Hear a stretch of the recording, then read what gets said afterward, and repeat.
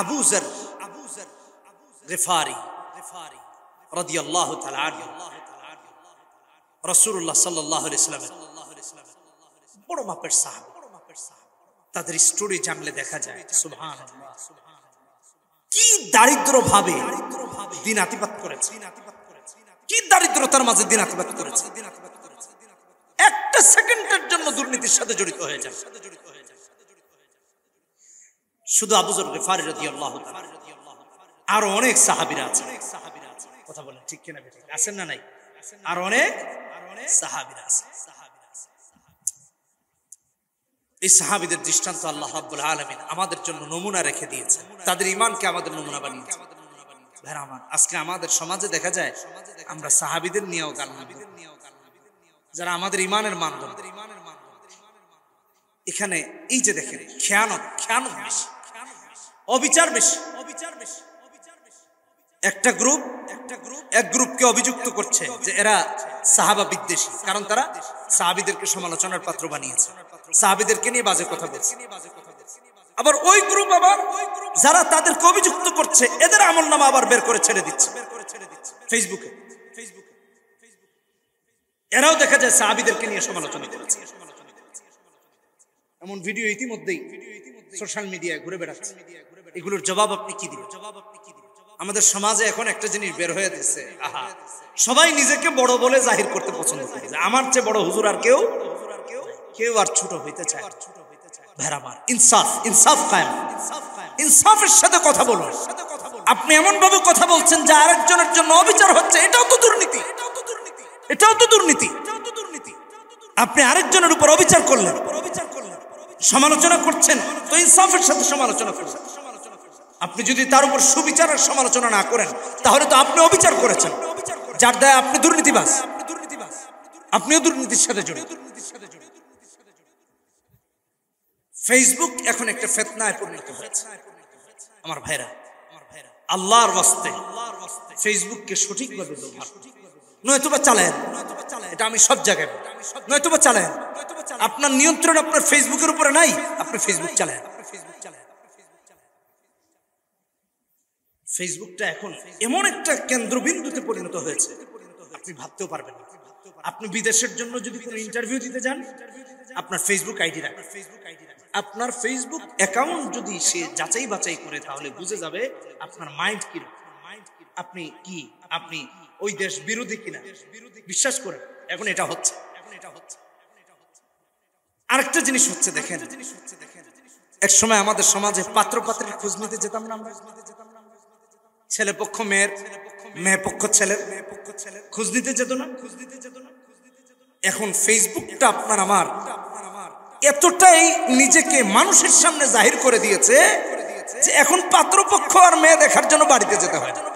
মেয়ের Facebook ID ঘাটলেই বুঝে এই মেয়ের অবস্থা। কথা বুঝেননি?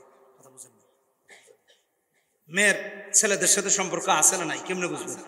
গিয়ে যদি দেখেন যে মেয়ের ফ্রেন্ড লিস্টে মাশাআল্লাহ দক্ষিণ পাড়ার সলিমউদ্দিন, উত্তর পাড়ার রহিমউদ্দিন, পূর্ব পাড়ার কলিমউদ্দিন সব আছে, অসুবিধা নেই, তাইলে বুঝতে পারবেন যে না, মেয়ের তো অবস্থা বেশি একটা সুবিধাজনক। অথবা তার আপনি পোস্টে যান, আপনি দেখবেন পোস্টে গিয়ে যদি দেখেন মাশাআল্লাহ আজকে কোন রেস্টুরেন্টে, আরেকদিন কোন রেস্টুরেন্টে, কোন দিন কোন রিসোর্টে গেছে, মাশাআল্লাহ সব ছবি আপলোড করা আছে। এই খবর আপনি এলাকাবাসী থেকে জানতে পারবেন না। কথা কি বুঝাইতে পারছি? দেখেন এটা কোথায় চলে গেছে। আমি বোঝাচ্ছি যে আপনার আমার ব্যক্তিগত সমস্ত কিছু এখন ফেসবুকে জাহির হয়ে গেছে। শুধু তাই না, আপনার ব্যক্তিত্ব কেমন সেটাও এখন ফেসবুক প্রমাণ করে। আল্লাহ হেদায়েত দান করুন আপনাকে আমার ভাই। এখন এটা মেয়ে পক্ষের কথা বললাম, ছেলে পক্ষ কেমনে যাচাই করবেন? ছেলেরা কয়েকদিন একটু ফলো আপে রাখেন না আইডিটা। যদি দেখেন খালি মেয়েদের কমেন্ট বক্সে গিয়া wow very nice, beautiful, I love you, এই সেই এগুলো কমেন্ট করে, তাইলে বুঝবেন না ছেলেটার তো অবস্থা বেশি একটা সুবিধাজনক না।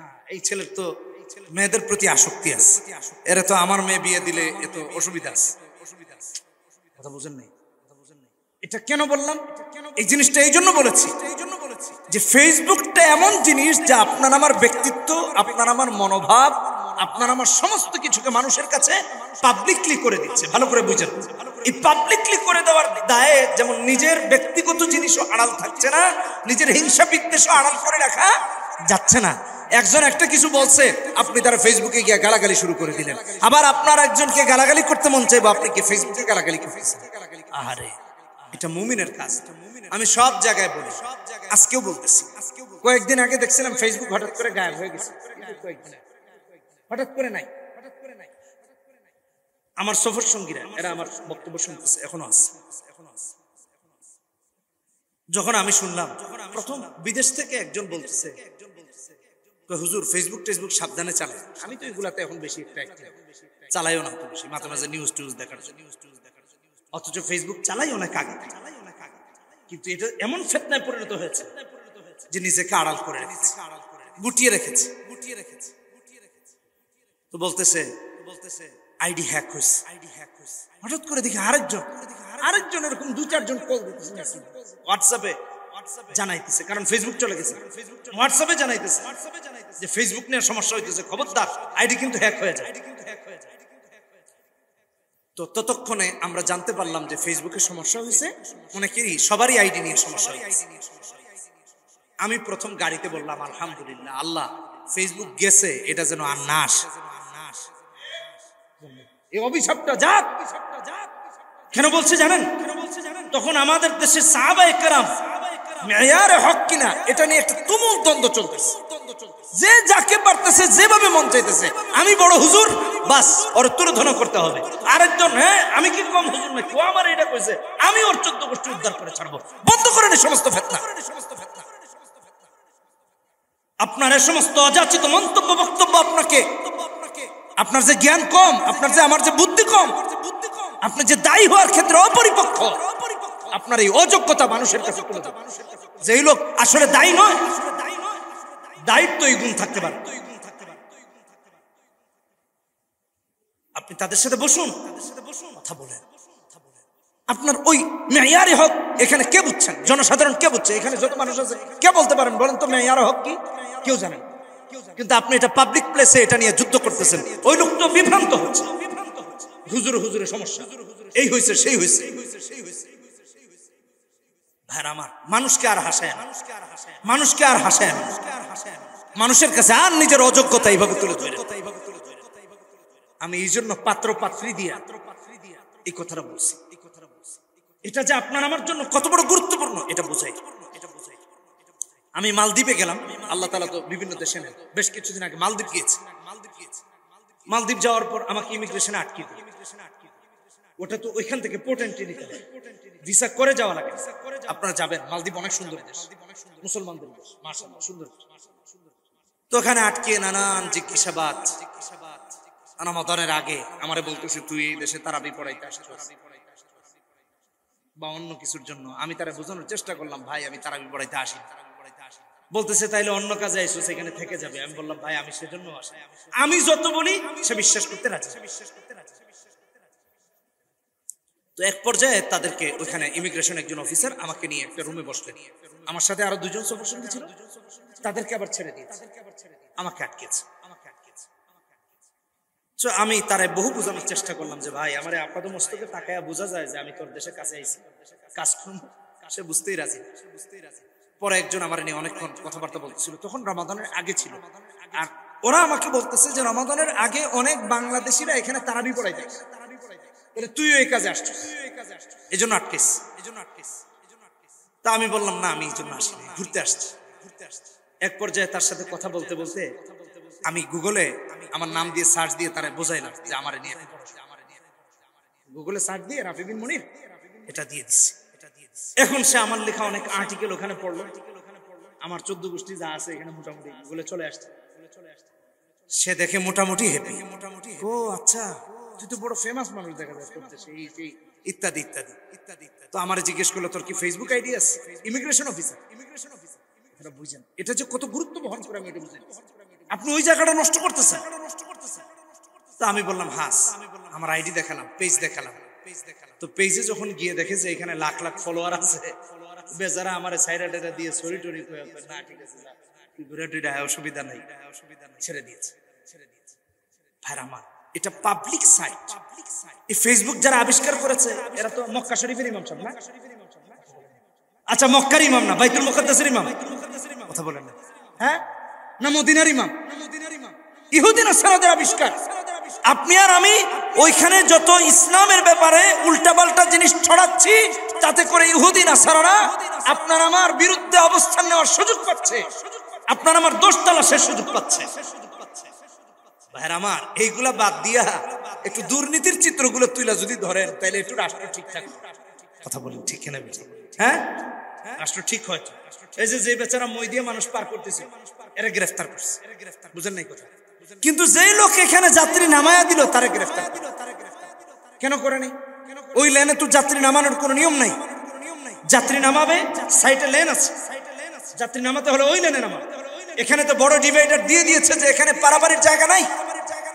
যাত্রী নামাতে হলে তোমাকে সাইডের লেন দিয়ে যেতে হবে। তোমাকে তো লিংক রোড করে দাও, কিন্তু তুমি এখানে নামিয়ে, আমার কাছে ভিডিও আছে, আমার গাড়িতে ভিডিও আছে, আমি এই ঘটনার পর ভিডিও করে রেখেছি। কত বিশ্বাস করো, বয়স্কা নারী বাস তাকে মাঝ লেনে নামিয়ে দিয়ে চলে গেছে, মাঝখানের লেনে। এখন এই মহিলা ওই দিকে যাবে না এদিকে যাবে, কোনো দিকে তো পারাপারের কিছু নেই, আর লম্বা রোড তো, ডিভাইডার তো অনেক লম্বা। এখন এই মহিলাটার কি দোষ ছিল বলেন তো? এই মহিলাটাকে এখানে নামিয়েছে কে? বাসের ড্রাইভার নামিয়েছে, বাস কোম্পানি নামিয়েছে। আপনি যেখানে সমস্যা এখানে যদি না ধরেন তাহলে কেমনে হবে? মাফ করে দিন, মনে কিছু নিয়েন না। বেইলি রোডে আগুন লেগেছে, রেস্টুরেন্ট বন্ধ করে দেওয়া হচ্ছে।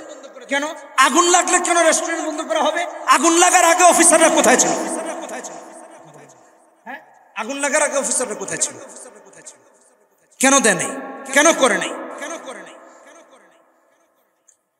আপনি খোঁজ নিয়ে দেখেন, আগুন লাগার আগেও অফিসাররা ছিল, কিন্তু অফিসাররা আসছে কিছুদিন আগে। ওই বেইলি রোডের কথাই বলতেছি আমরা, রোজা এই শাবান মাসে, সম্ভবত 7, 8, 9 শাবান এরকম একটা হবে, আমার যেটুকু মনে পড়ে। তো আমরা ওইখানে একটা বিখ্যাত রেস্টুরেন্টে উঠেছি। আমার সাথে যে ভাগনা, ও এখনো আছে, এখানে আছে, আমার সাথে এসেছে। ও রোজা ছিল কিনা জানি না, আমি রোজা ছিলাম। তো বললাম দেখো নামাজটা পড়ি। ও নামাজ আমরা পড়ে ফেলেছি, পানি খেয়ে ইফতার করেছি, পেটে ক্ষুধা লেগেছে, এখন কিছু খাবো। তো এক রেস্টুরেন্টে গিয়ে বসে, একজন লোক আসছে, এই এখানে আবার পরিচয়পত্র ঝুলানো, নিশ্চিত ভ্যাট ট্যাক্স বা এই ধরনের কি আসছে, যেটুকু বুঝলাম। এসে ওইখানে বলতেছে, এই তোমাদের ম্যানেজারকে, এই কে সেই কে, বুঝলেন? ফোন দিয়েছে, তোমাদের তো এটা ঠিক নাই, ওইটা ঠিক নাই, এই ঠিক নাই, সেই ঠিক নাই, বুঝলেন? সব ঠিক নাই আপনি বলতেছেন।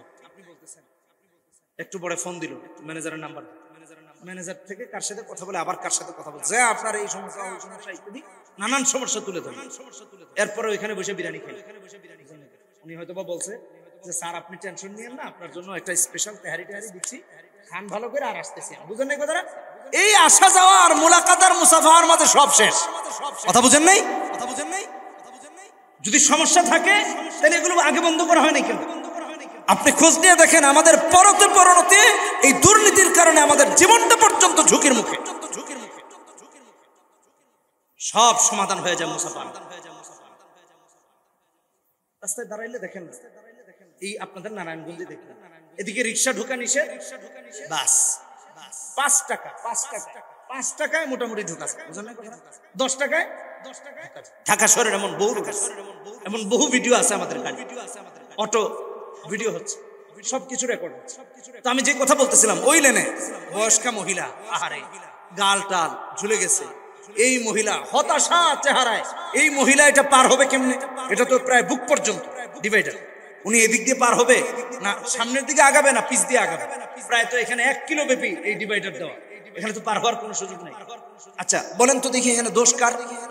দোষ তো যেই বাস এখানে যাত্রীকে নামিয়ে দিল, শুধু নামিয়ে দিয়ে অন্যায় করে নাই, বরং একজন বয়স্কা নারীকে এই বিপদে ফেলে দিয়ে আরেকটা অন্যায় করেছে। কেন তাদেরকে ধরা হয় না? বলেন? এই বেইলি রোডের যদি বিল্ডিং নিয়ে যদি কোনো সমস্যা থাকে, এই রেস্টুরেন্ট নিয়ে যদি সমস্যা থাকে, তাহলে তো প্রথম ধরতে হবে যারা এটার পারমিশন দিচ্ছে তাদের। কথা বলেন, রেস্টুরেন্ট ওয়ালাদের কি দোষ? এরা তো পরে দোষী। আপনি ধরে নিয়ে গেলেন কর্মচারীদেরকে, যেই বেচারা 5,000 টাকা বেতন পায়, 8,000 টাকা বেতন পায়, আর এই 8,000 10,000 টাকা বেতনের মাঝে তার পুরো পরিবার চলে, আপনি তাকে ধরে নিয়ে চলবেন। কিন্তু যারা এটা পারমিশন দিল, যারা দিনের পর দিন এসে খালি মুসাফা করে বান্ডিল নিয়ে নিয়ে গিয়ে এই রেস্টুরেন্ট চালানোর পারমিশন দিয়ে রেখেছে, তাদেরকে কিছু করলেন, আমাকে বিষয় দেওয়া হয়েছে দুর্নীতি। আল্লাহ আমাদেরকে হেফাজত করুন আমার ভাইরা। ইআদিলু ওয়া আকরাবু লিত-তাকওয়া, ইআদিলু ওয়া আকরাবু লিত-তাকওয়া।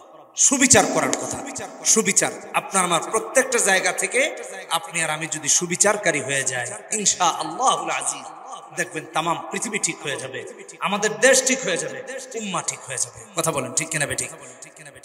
ইন্নাল্লাহা আশতারা মিনাল মুমিনিনা আনফুসাহুম ওয়া আমওয়ালাহুম বিআন্না লাহুমুল জান্নাহ। মুমিনের ঠিকানা কোথায়? জোরে বলি কোথায়? জান্নাত। আমাদের ঠিকানা কোথায়?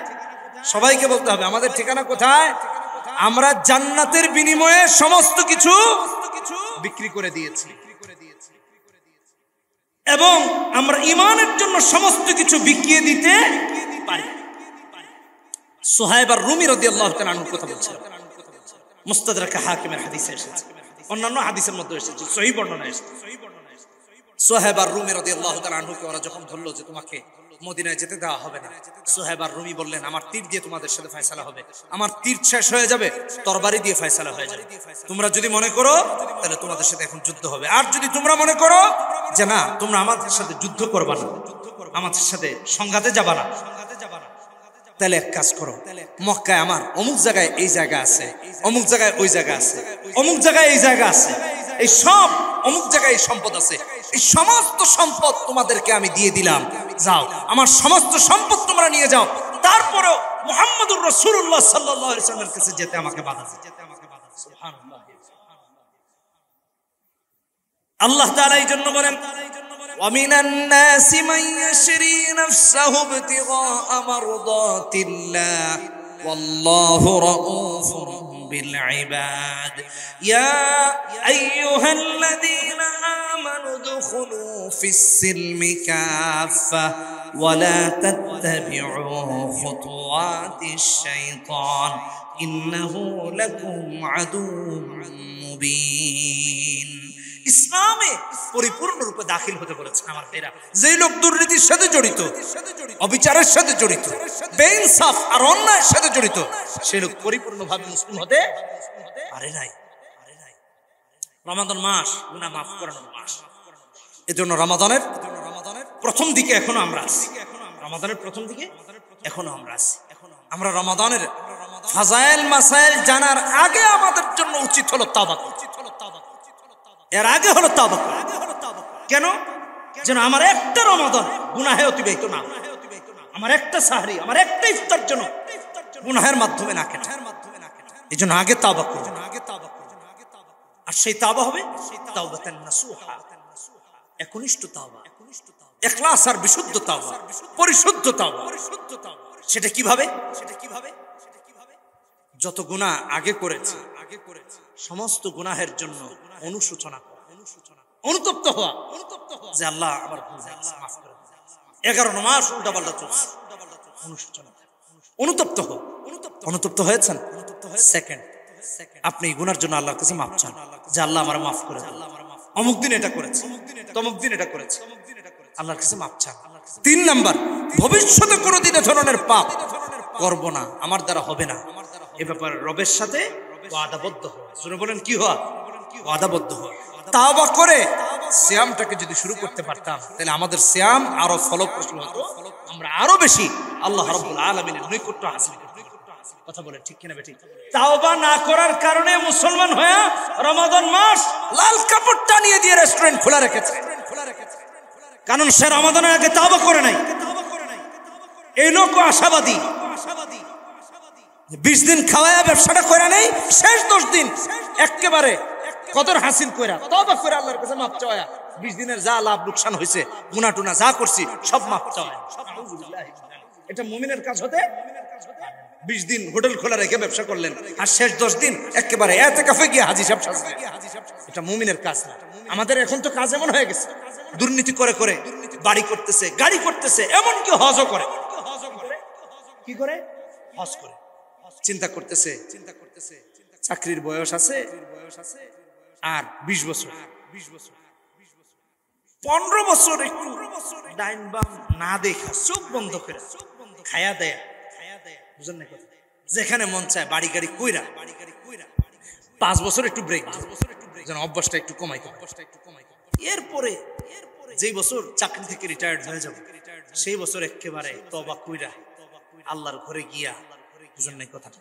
একেবারে মুলতাজাম ধইরা আল্লাহর ঘরে দরজা ধইরা যত চুরি ডাকাতি করছি, যত দুর্নীতি করছি, সবকিছুর জন্য মাপ চাইয়া একেবারে সব খালাস, নিষ্পাপ হাজি সাহেব কাজী সাহেব হইয়া এরপর থেকে আর মসজিদের প্রথম কাতার মিস। চিন্তা করছেন এরকম লোকের অভাব আছে আমাদের মাঝে? কথা বলেন না, অভাব আছে? নাউজুবিল্লাহ মিন যালিক। অনেক আছে, বিশ্বাস করেন, আসলেই অনেক আছে। দুর্নীতি করতেছে এই নিয়তে যে হজ করে সেটা মাফ করায়। আচ্ছা ভাই, এই যে হজ করতেছে হজের টাকাও তো দুর্নীতির টাকা।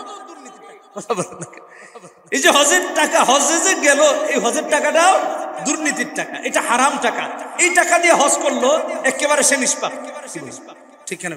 একেবারে তো হজ থেকে যখন ফিরবে আল্লাহ তাআলা একেবারে কইবো, যা কারোটা ঘোষণা দেই নাই, দেওবগের মসজিদে তোর নিষ্পাপ হওয়ার ঘোষণা আমি ফেরেশতা একজনকে দিয়ে দিব না। সুন্দর করে, হ্যাঁ? এই হজ কবুল হবে? বরং এই হজ আপনার আমার আল্লাহর কাছে কবুল তো হবে না, বরং আপনি আর আমি কত মানুষের সম্পদ, কত মানুষ থেকে আত্মসাৎ করে, তাদেরকে বঞ্চিত করে, তাদের সাথে তামাশা করে রবের দরবারে গিয়ে আল্লাহর ঘরের সামনে গিয়ে তামাশায় নিতে কাজ। এই হজ আল্লাহর কাছে কবুল হবে, বরং এটা জঘন্য তামাশা করা হবে। আল্লাহ আমাদেরকে হেফাজত করুন, আমার হেফাজত করুন। এরপর সর্বশেষ আপনাকে আমাকে আরেকটা, আচ্ছা ভাই, দুর্নীতি যে করতেছেন এই নিয়তে, মানুষের সম্পদ যে আত্মসাৎ করতেছেন এই নিয়তে, যে আপনি হ্যান করবেন তেন করবেন, একেবারে উল্টায় ফেলাবেন। আচ্ছা ভাই, কার হায়াত কয়দিন আছে এটা জানা আছে আপনার? যে আপনি এর আগে মরবেন না এরপরে মরবেন, এটা জানেন? এটা জানেন? এটা জানেন? এটা তো জানেন, এটা কেউ জানে না, আল্লাহ রাব্বুল আলামিন আপনাকে আমাকে আমাদের মৃত্যুর আগে পরিপূর্ণ মুসলমান হওয়ার তৌফিক দান করুন। আর কোন মুসলমান ব্যক্তি দুর্নীতি করতে পারে, কোন মুমিন ব্যক্তির পরের সম্পদ আত্মসাৎ করতে পারে। আল্লাহ আমাদেরকে হেফাজত করুন বলি আমিন। মনে থাকবে তো ইনশাআল্লাহ? মনে থাকবে তো ইনশাআল্লাহ? আল্লাহ রাব্বুল আলামিন রমাদানের ফজিলত, বরকত, রহমত, মাগফিরাত, নাজাত অর্জন করে দুর্নীতি মুক্ত সমাজ গঠন করার তৌফিক দান করুন। জোরে বলি আমিন। আমরা প্রত্যেকে যদি দুর্নীতি মুক্ত হয়ে যাই তাহলে ইনশাআল্লাহ এই সমাজ সুন্দর হয়ে যাবে, গরিব তার অধিকার খুঁজে পেয়ে যাবে। সুবহানাল্লাহ। ভাই আমার বুখারীর হাদিস 30 নম্বর হাদিস, ভালো করে শুনেন, ভালো করে শুনেন। মুআজ ইবনে জাবাল রাদিয়াল্লাহু তাআলা আনহু,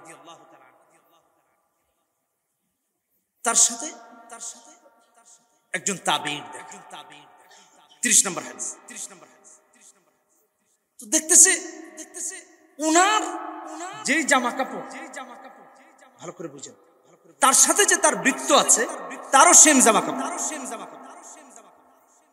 এই যে পৃথিবীতে পুঁজিবাদ, সমাজবাদ, তারপরে আরো যত বাদ আছে, বিশ্বাস করুন ইসলাম ধনী আর গরিবের মাঝে কোনো পার্থক্য রাখে না। আল্লাহর ঘরের সামনে যখন দাঁড়ান তখন নমন করা লাগে, তখন কাঁধে কাঁধ মিলিয়ে পায়ে পা একসাথে কাতার বন্দী হয়ে দাঁড়ায় যায়। এটা ইসলাম, এটা ইসলাম। তো তাবেঈ বলতেছেন আপনার জামা আর আপনার বৃত্ত যে তার জামা সেম। সাহাবী বলতেছেন দেখো সে তো আমার ভাই। একবার রাসূলুল্লাহ সাল্লাল্লাহু আলাইহি ওয়াসাল্লামের সামনে আমি একজনকে নিয়ে বাজে কথা বলেছিলাম এবং তার মাকে নিয়ে তাকে লজ্জা দিচ্ছিলাম। এমত অবস্থায় রাসূলুল্লাহ সাল্লাল্লাহু আলাইহি ওয়াসাল্লাম আমাকে বললেন, খবরদার, তুমি তাকে এমনটা বলতে পারো না, তুমি তাকে এটা বলতে পারো না, সে তোমার ভাই, সে তোমার ভাই। তুমি যদি খাও, তুমি যা খাও তা তাকে খাওয়াবে, তুমি যা পড়ো তা তাকে পড়াবে। এই জন্য আমি যা পড়েছি তাকে তা পড়াই, আমি যা খাই তা তাকে খাওয়া। ভাইরা আমার, বিশ্বাস করুন এই নীতি আর এই ইসলাম, এক মুসলিম আর এক মুসলমানের ভাই, এই নীতি যদি তামাম দেশে কায়েম হয়ে যেত তাহলে চুল পরিমাণ দুর্নীতি থাকতো না। বিশ্বাস করে কেন থাকতো না জানেন? কারণ বস অফিসের যা খাইতো সেও, দোকানের ইনকাম আছে লাখ লাখ টাকা, যারা সারাদিন খাটায় 10 ঘন্টা 11 ঘন্টা 12 ঘন্টা, তারা বেতন দেয় 8,000। এই লোক তো কেস থেকে টাকা চুরি করে, এই যে সে দুর্নীতির সাথে জড়িত, এই লোক তো কেস থেকে টাকা চুরি করে, টাকা গায়েব করবে, মাল চুরি করবে, আপনার আড়ালে গিয়ে আরেক জায়গায় ব্যবসা করে। আমার এক বন্ধু মানুষ গাড়ি ব্যবসা করে, তো আমি একটা ছেলে রেখেছিলাম, এত আদর করেছি, কদর করেছি, যত্ন করেছি, এই করেছি সেই করেছি। কেউ তো তার দুর্নীতিতে এমনি জড়ায়, আর কেউ মালিকের কারণে দুর্নীতিতে জড়ায়। তো তার দুঃখ হলো আমি তার যে কোনো সুযোগ সুবিধা, যখন যা অসুবিধা সব দিই, তারপরেও সে আমার আড়ালে গাড়ি বিক্রি করে, আমার আড়ালে আমার গাড়ি বিক্রি করে। ওই খবরদার মহাজনরা কইবেন না, কিন্তু মহাজনরা কইলে দাম হইব 30 লাখ, আর আপনি আমার মাধ্যমে ভায়া হয়ে যদি বিক্রি করেন, যদি কিনা নেন, তাহলে দাম হবে 29 লাখ, 1 লাখ টাকা লাভে থাকে। এই যে এখানে মালিকের সাথে খেয়ানত করে সে দুর্নীতির সাথে জড়িয়ে যাচ্ছে। আল্লাহ আমাদেরকে হেফাজত করুন। মুমিন এমনটা করতে পারে না, মুসলমান এমনটা করতে পারে না। ধরে নিন আপনি যা খান, আপনার বাড়ির কেয়ারটেকার, আপনার বাড়ির গৃহকর্মী, আপনার দোকানের স্টাফ, তাদেরকে যদি আপনি তা খাওয়াতেন আপনার সাধ্য মতো, সে কি আপনার ক্যাশের টাকা নিয়ে যেত? সে কি আপনার অসুবিধা করতো? যদি সে করে, এটার জন্য সে কার কাছে দায়ী হবে? কার কাছে জবাব দিবে? কার কাছে জবাব দিবে? আল্লাহর কাছে। কিন্তু আপনি আর আমি মুমিন হিসেবে, সে আমার ভাই, তার সুবিধা অসুবিধা দেখার দায় দায়িত্ব কার? যদি আমরা প্রত্যেকে যদি এমন করতে পারতাম, কিন্তু আমরা পারি না। আমার ভাইরা, আমাদের সমাজে যারা আমাদের কর্মচারী আছে, তাদের সাথে তো আমরা পারলে একেবারে দুনিয়া উল্টায় ফেলে, কিন্তু যেটা নিজের বউর সাথে পারি না। নিজের অধীনস্থ ব্যক্তিদেরকে 14টা বাজিয়ে ছেড়ে দিই, আর কারো সাথে পারি। আল্লাহ আমাদেরকে মাফ করুন, এগুলো করবেন না। ড্রাইভারদের সাথে ভালো আচরণ, আপনার গৃহকর্মী গৃহকর্তা যারা আছে তাদের সাথে ভালো আচরণ, খারাপ আচরণ করেন, এটা মুসলমানের কাজ না। ইসলাম আপনাকে আমাকে এই শিক্ষা দিয়েছে। বুখারীর হাদিস 30 নম্বর হাদিস এই শিক্ষা দিয়েছে যে আপনি যা খান আপনার অধীনস্থকে তা খাওয়ান, আপনি যা পড়েন আপনার অধীনস্থকে তাই পড়েন। তাহলে অনেকাংশে দুর্নীতি কমে আসবে। কথা বলেন ঠিক কিনা বেঠিক? দুর্নীতি কমে আসবে কিনা বলেন? ইনশাআল্লাহ কমে আসবে। আল্লাহ রাব্বুল আলামিন এই উপরোক্ত প্রত্যেকটা কথার উপর যা কিছু এতক্ষণ বলা হলো আমল করার তৌফিক দান করুন, এবং আমরা আমাদের প্রত্যেকের জায়গা থেকে, আমি আমার জায়গা থেকে, আপনি আপনার জায়গা থেকে দুর্নীতির এই সমস্ত খাতগুলো, এই সমস্ত জায়গাগুলো যেন বন্ধ করে দিয়া একটা সুন্দর সমান অধিকার না, আমাদেরকে এখন কয় সমান অধিকারের বলি দিয়ে দিয়া ইসলামটাকে ধূলিসাৎ করে দিচ্ছে। কোথায় সমান অধিকার? খোঁজ নিয়ে দেখেন তো, কোথায় সমান অধিকার? আপনি কোটি টাকার গাড়িতে চড়তেছেন আর রাজা হইয়া, আর প্রজারা চড়ার জন্য গাড়ি পাচ্ছে না, হাঁটতেছে। কোথায়? এটা তো সমান হইল না। এটা কিসের সমান অধিকার? আমাদের সমাজে নারীদেরকে রাস্তায় নামানোর জন্য একটা স্লোগান বের হয়েছে, সমান অধিকারের। কথা বলেন ঠিক কিনা বেঠিক? আরে ভাই, নারীরে সমান অধিকার দিবে কি? পুরুষরাই তো দিতে পারতেছে, পুরুষেই তো সমান অধিকার। নারী তো আরেক বিষয়, নারীকে সমান অধিকারের জন্য রাস্তায় নামিয়ে দিচ্ছে, অথচ সে তার প্রতিবেশীর সাথেই সমান অধিকার রক্ষা করতেছে না। একজন বাবা, ভালো করে বুঝেন, একজন বাবা তার 5টা সন্তানের সাথে সমান অধিকার রক্ষা করতে পারতেছে। এটা বাস্তবতা সমাজ। আমি বলছি না আপনি কার সাথে সমান অধিকার রাখবেন না রাখবেন, আমি এটা বলছি ইসলাম আপনাকে যে অধিকার দিয়েছে তা যদি পালন করতে পারি, ইনশাআল্লাহ সমাজে কোনো দুঃখী মানুষ থাকবে না, সমাজে অভাবী মানুষ থাকবে না, দুর্নীতিবাজ থাকবে না, দুর্নীতিগ্রস্ত মানুষ থাকবে না, অবিচারকারীরা থাকবে না, অত্যাচার অনাচারও থাকবে না। গৃহহীন হয়ে দেখবেন না রাস্তার পাশে দাঁড়ায় আছে। আহা, আমাদের দেশের মানুষরা দুর্নীতি করে করে বিদেশে হাজার হাজার কোটি কোটি টাকা পাচার করে, আর ঢাকা শহরের রাস্তায় কত মানুষ? ঠিক কিনা? হ্যাঁ, রাস্তায় আপনি খোঁজ নিয়ে দেখেন, বহু বাড়িতে ইফতার করার জন্য মুড়ি দিয়ে ইফতার করছে, পানি দিয়ে ইফতার করছে, ইফতারের খাবার নাই, আর সে হাজার হাজার কোটি টাকা এই জনগণের এই মাথা পিছু যায়, এটাকে বিদেশে পাচার করে হাজার হাজার ডলার, কোটি কোটি ডলার। এই জন্য ঈমান এবং তাকওয়া, ঈমান এনেছি মুত্তাকি হয়ে যায়। এই দুটা জিনিস আপনাকে আমাকে সমস্ত পাপাচার অনাচার থেকে বিরত রাখবে। আল্লাহ রাব্বুল আলামিন আমাদেরকে বুঝার এবং আমল করার তৌফিক দান